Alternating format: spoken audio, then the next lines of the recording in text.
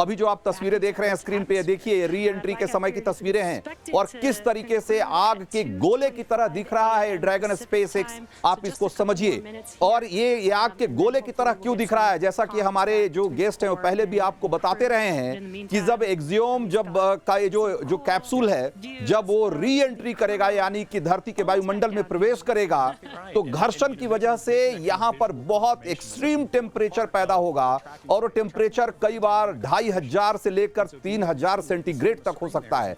ये 2500 से 3000 सेंटीग्रेड आप इतना तापमान होता है कि आप यूं समझिए कि जो बड़ी बड़ी भट्टियां होती है जिसमें कि लोहा पिघलाया जाता है, जो मेटल्स पिघलाए जाते हैं, उसका तापमान भी इससे कम ही होता है। आप इसी से अंदाजा लगाइए कि ये कितना ज्यादा टेम्परेचर होगा। तो बाहर 2500 से 3000 डिग्री सेंटीग्रेड का टेम्परेचर और अंदर 25 डिग्री सेंटीग्रेड के टेम्परेचर यानी कि रूम टेम्परेचर पर ये चारों एस्ट्रोनॉट्स बैठे हुए होंगे शुभांशु के साथ।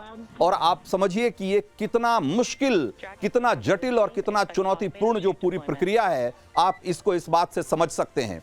और ये जो अब आप इस बात को भी समझिए कि ये जो मैं कह रहा हूं कि ये 3000 डिग्री सेंटीग्रेड जब टेम्परेचर होता है इस मॉड्यूल का तो उसके आसपास एक प्लाज्मा बन जाता है। प्लाज्मा से मतलब कि टेम्परेचर जब बहुत ज्यादा बढ़ जाता है तो वहां पर जो हवा में मौजूद जो एटम्स होते हैं वो चार्ज्ड हो जाते हैं और इस तरीके से चार्ज्ड हो जाते हैं कि वो एक लेयर बना लेते हैं और उस चार्ज्ड लेयर से, प्लाज्मा के लेयर से कोई भी इलेक्ट्रोमैग्नेटिक वेव नहीं जा सकता। यानी कि उस हिसाब से देखा जाए तो इस कैप्सूल से जो है वो संपर्क 6 मिनट के लिए पूरे कंट्रोल रूम का टूट जाता है। ये पूरी तरीके से ऑटोनॉमस तरीके से अपने आप जो है वो डिसेंड कर रहा होगा और बहुत बड़ी तेज रफ्तार से। अभी आपको जो तस्वीरें हम दिखा रहे हैं उसमें देखिए स्क्रीन पे आपको स्पीड दिख रहा है, स्पीड बहुत तेजी से कम हो रही है।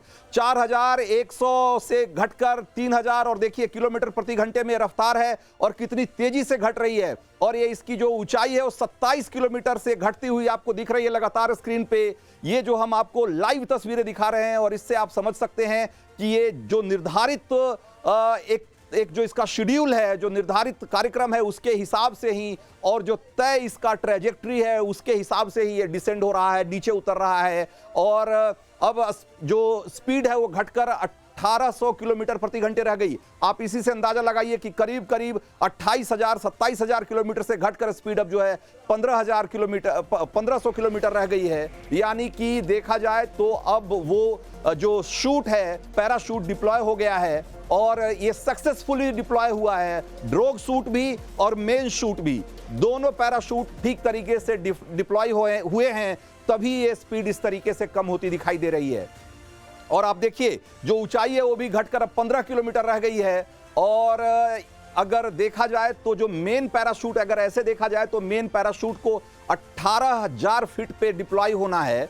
यानी कि आप ये मान सकते हैं कि अभी हो सकता है मेन पैराशूट डिप्लॉय नहीं हुआ हो, लेकिन स्पीड बहुत तेजी से कम हो रही है, जो कि बहुत अच्छी बात है, बहुत जरूरी है, क्योंकि 27,000 किलोमीटर से घटकर उसको उसकी स्पीड को 25 किलोमीटर प्रति घंटा रहना है। अभी भी वो उससे देखा जाए तो बहुत ज्यादा है। अभी भी करीब 700 किलोमीटर प्रति घंटे की रफ्तार है, इसको घटकर 25 किलोमीटर प्रति घंटे की रफ्तार तक आना है। और जो एल्टीट्यूड है वो धीरे धीरे कम हो रहा है, जो ऊंचाई है वो कम हो रही है। देखिए 7 किलोमीटर की दूरी अब बच गई है धरती से। और एक तरीके से देखा जाए तो तयशुदा कार्यक्रम और शेड्यूल के हिसाब से ये डिसेंडिंग हो रही है। और ये बहुत अच्छी खबर है, बहुत ही सबको एक तरीके से खुश करने वाली खबर है। और ये बहुत ही मुश्किल चरण होता है, जैसा कि हमारे स्पेस साइंटिस्ट और जो दूसरे साइंटिस्ट ने आपको बताया होगा कि ये बहुत ही मुश्किल और बहुत ही चुनौतीपूर्ण समय होता है। आप देखिए तस्वीरें जो दूसरे वीडियो में आप जो देख रहे हैं, जो बगल में दूसरे विंडो में, उसमें पैराशूट डिप्लॉय हो चुका है और उसके नीचे रोशनी का एक गोला जो दिख रहा है। आप इसी से अंदाजा लगाइए कि अभी भी उस मॉड्यूल